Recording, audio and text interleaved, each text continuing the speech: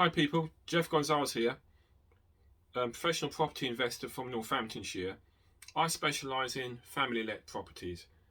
I work with a client who has bought thousands of properties for his clients over the last 10 years. I'm part of his VIP educational group. Okay, so he's a great mentor and he owns over 250 properties himself. Okay, so the strategy we're going to talk about today is called serviced accommodation. So what is serviced accommodation? So it is where a house or an apartment is used as an alternative to a hotel. So the property is rented out on a daily basis or nightly basis, okay, and like I said, it's used as a hotel. Now the property is going to be fully furnished. They're also going to give towels and toiletries, and tea and coffees are normally provided as well. So it's just like a hotel.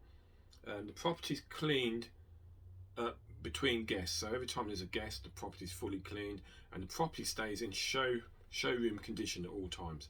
So the benefits for a landlord or for you is that the main benefits are you can increase your income. Okay, so the property, if you can on average rent out for about £100 a night, so think of that over a month. Well, on a buy-to-let, standard buy-to-let, you probably get £600 or £700 a month rent. Service accommodation, if you rent that house out or apartment out for 20 days at £100, that's £2,000 a month. So that's a great increase in profit for you, and the fact that your house is going to stay in prime time condition, it's going to be in showroom condition, and you haven't got to put up with like tenants, long-term tenants as well. So your house is going to be in ace condition.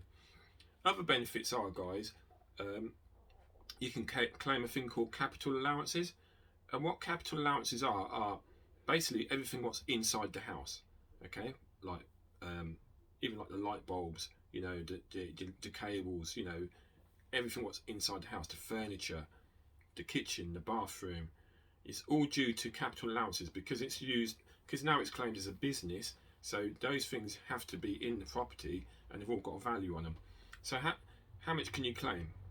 About 20 to 30% of the value of the property can be claimed as capital allowances. So if the property, for instance, is worth £100,000, on average you can probably claim £25,000 in capital allowances.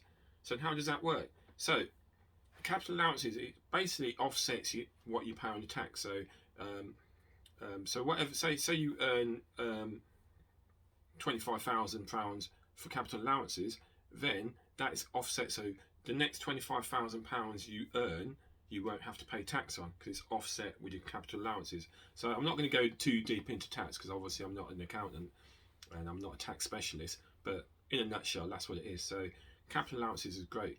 Also, and just another quick one about tax, there's a thing called Section 24, which is how the government now tax landlords. Okay, so if you do service accommodation, you will no longer be in that tax bracket because Section 24 is for property. And again, this is because this is a business, it's not classed as a property business. So you won't have to pay Section 24 tax, which is quite high. So it's going to save you a whole load of money in tax and tax relief. Great benefit for anyone because nowadays the tax on landlords is quite high.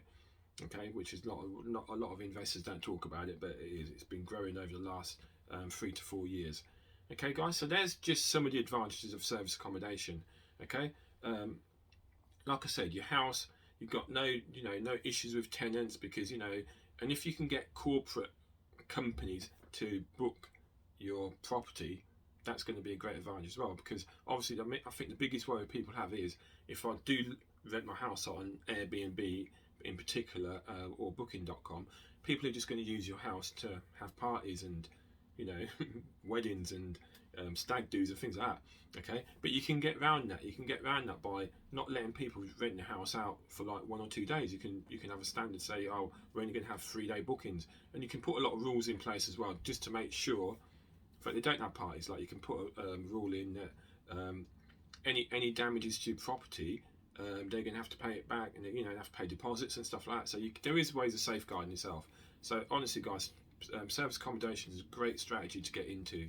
Okay, guys. So if you want any more advice on it, please don't hesitate to contact me. I can give you the full SP on it. Okay, guys. So thanks for listening in again, guys. So listen out for me next week, where I'm going to come up with some more property strategies, what can help you guys, okay, earn money from property. Okay, thanks, guys.